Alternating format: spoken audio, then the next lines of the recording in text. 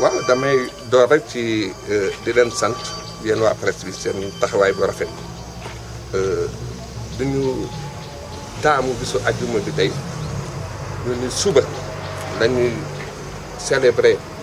journée mondiale de la santé mentale ñu ni nañu wax ak suñu mbokk yi population Thiès yi tànn bi ñu tànn nag dalal xel defe naa du neen pour organiser ko parce que dalal xel daanaka fii la suñu siège nekk bis bi nag duñ koy def ci contexte Covid vraiment contexte Covid la yàlla baax na ñu ngi wax ni feebar bi mu ngi wàññeeku mu wàcc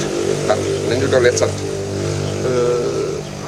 réseau bi nga xam ne man dama ci bokk muy réseau des organisations de la promotion de la santé mentale dafa ëmb lu ma fukki région ak ñeent donc Sénégal gi woon nga këpp c'est vrai que bu ñu juddoo ak léegi yàggul fukki weer rek la xamaguñu at waaye nag vraiment duñoo bëgg insister suñu taxawaay daal jublu ci approche communautaire bi c'est-à-dire liggéey nii dem ci gox-goxaat bi jege nit ñi pour loolu nag il faut ci réseau bi da nga ci gis ay imam da nga ci gis ay prêtres ay délégués de quartier ay bàjjenu gox ay responsables des organes de presse ay artistes ak communicateurs traditionnels ak militaires ak paramilitaires yi donc bis bi ñu ko tëralee tey mooy agir pour la santé mentale investissant mooy lépp nañu yëngu suñu li ñu yëngu yëpp nañ jublu ci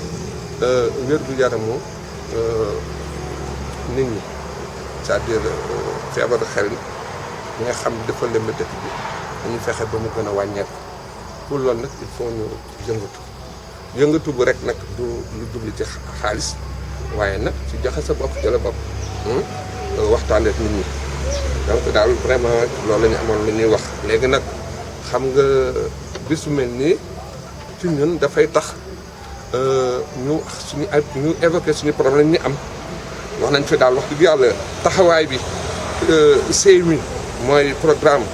de la couverture maladie universelle war nañu gën a jàppale parce que vraiment yëguñu suñu bopp wax dëgg yàlla ci loolu li ci des nag mooy xanaa respecter aussi maladie ndax ñu gis des fois ci malade boo xam ne ñu koy filmer à visage kanam gi di ko génne ñu bëggoon daal des fois ñuy flouter image bi pour le respect de ces droits humains boo xam ne kii ëllëg yàlla mën na dimbali mu wér sa bu wéree du ko neex muy gis boppam ci neneen voilà. voilà nee nga tamit malade mentaux yi nga xam ne dañuy faral di taxawaale ci mbedd bi te bari na trop Thiès loolu foo ñu indi ci ay pexe. waaw loolu nag moom lu ñu seetlu la région Thiès moom dafay région Carrefour ñi nga xam ne seen xel dafa wàññeeku ñu ngi daje ñoom lu bare pexe yi nag mooy ñun comité bi ñu dem jege njaboot yooyu bu fekkee ne xam nañu fu ñu dëkk ñu jege seeni waajur pour fexe leen indi orienté leen ci centre de traitement yi loolu c'est extrêmement important loolu la am solo la ñeneen ñi aussi ñuy waxul ñi nga xam ni ñu ngi ci kër yi malades mentaux yoo xam ne ñu ngi ci kër yi c'est souvent ay jafe-jafe la famille lañ njaboot boobu di am mooy ay affaire violence di leen gaañ di leen dóor wala sax ñuy jéem a xaru loolu yëpp aussi defe naa ni il faut ñu liggéey ci lan lañ ci liggéeyee mooy waxtaan ak nit ñi muy ci jàkka yi di ci paroisse fu ci nekk ñu jéem a waxtaan ak nit ñi daal pour ñu mën a sensibiliser nit ñi daal pour ñu jàpp ci xeex bi ñuy xeex vraiment malades mentaux yooyu taxaw. Merci beaucoup. Merci. Voilà, donc je disais,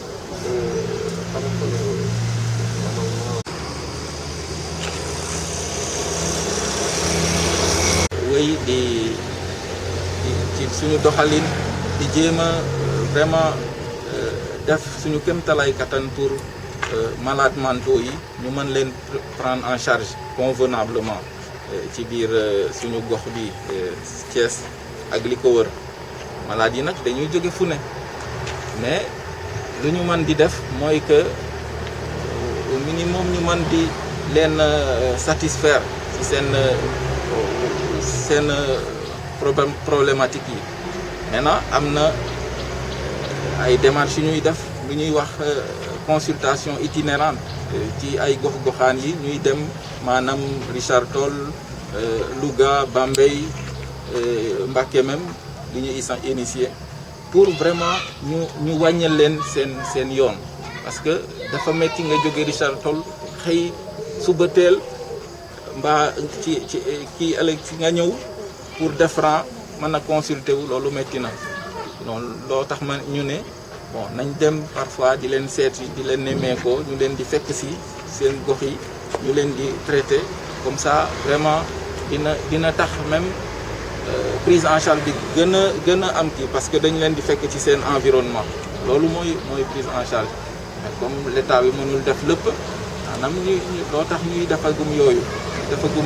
mais loolu bu sottee taa yu mën a def loolu aussi mën nañu orienté wu ci yeneen parce que prise en charge bi moom dafa loo xam ne yeggi na dayoo parce que maladie mentale moom daanaka vraiment nekkagul loo xam ne nit ñi ils sont encore sensibilisés là-dessus il faudrait vraiment des démarches pour que nit ñi xam ko dëgg mën a jàppale ñoo xam ne ñu ngi souffrir ci feebar boobu. Est-ce que du tamit dañ ko xaw a ñàkk fulaal moom moo tax ndax personnel bu doy te mënoo leen koo am ci ngeen di fajee. voilà maanaam peut-être fulal nañ ko mais peut-être aussi nu ñuy waxee de budgétisation affaire yooyu boo waxee ak ñoo xam ne ñu ngi jege kii dañu lay wax ne bon c'est pas le budget de l'État ne permet pas tout ça là voilà bon. Nous, on est que des demandeurs, hein, on va toujours demander pour que vraiment yàlla xiir leen ci loo xam ne mën nañu tax ba ñu mën a jàppale ñoo xam ne soxla nañu ndimbal boobu parce que nous sommes des missionnaires on sait la sensibilité des gens li nit ñi soxal nit ñi ci la ñuy wuyu et vraiment prise en charge bi surtout patient en santé mentale yi mën a vraiment di wéy. waaw mel ni personnel bi doyul te am nga yenn spécialistes yoo xam ne da ngeen koy soxla wax nga ko sànq sax benn ba ngeen ca amoon dem na te yéen a ngi wër ba tey gisagu leen beneen. voilà pour personnel de santé yi ñu may wax c'est des techniciens des spécialistes qui doivent voilà ñi war a dimbali ci prise en charge bi mooy ay psychologues ay assistants sociaux. et maanaam ay médecins yoo xam ne dañuy ñëw nekk ak ñun stable comme ça bu ñu amee loolu daal prise en charge bi gën a yomb. voilà merci beaucoup. Voilà, merci.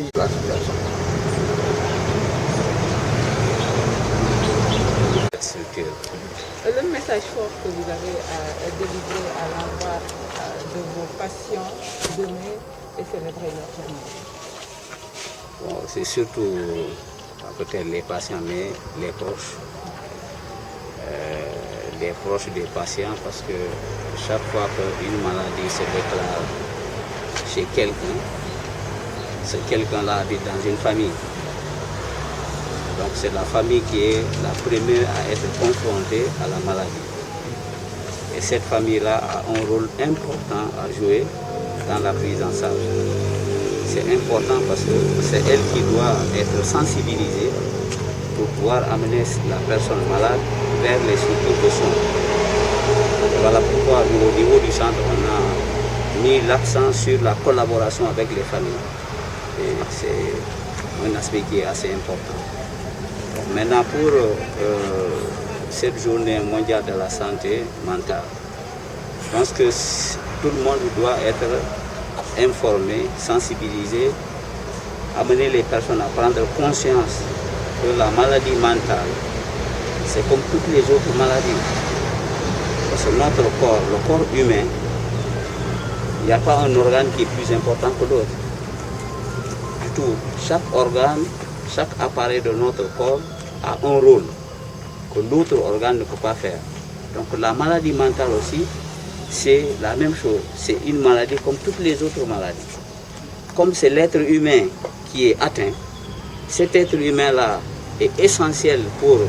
l'avancée de la société. Donc la société, c'est une chaîne. Et chaque membre de la société, chaque être humain est un maillon de cette chaîne-là. Si un maillon a des problèmes, c'est toute la chaîne qui a des problèmes. Donc ce qui fait qu'il faut la solidarité sociale. Il faut l'aide humaine pour que cette personne-là puisse être prise en charge et retourner dans la société et servir à sa société. En tant que spécialiste, est-ce que cette prise en charge elle est facile ou est-ce qu'elle demande beaucoup de moyens? La prise en charge d'une maladie est toujours difficile. Il faut tous les moyens, que ce soit des moyens financiers, des moyens humains, des moyens matériels. Il faut ça, c'est important. Et il faut l'association de ces moyens-là pour pouvoir venir en aide à un malade. Donc s'il y a un moyen qui fait défaut, la prise en charge ne va pas être aussi adéquate qu'il le faut. Donc vraiment au niveau du centre, et c'est presque toutes les structures, on a besoin d'abord des spécialistes, des médecins. Le directeur l'a dit tout à l'heure, on a un déficit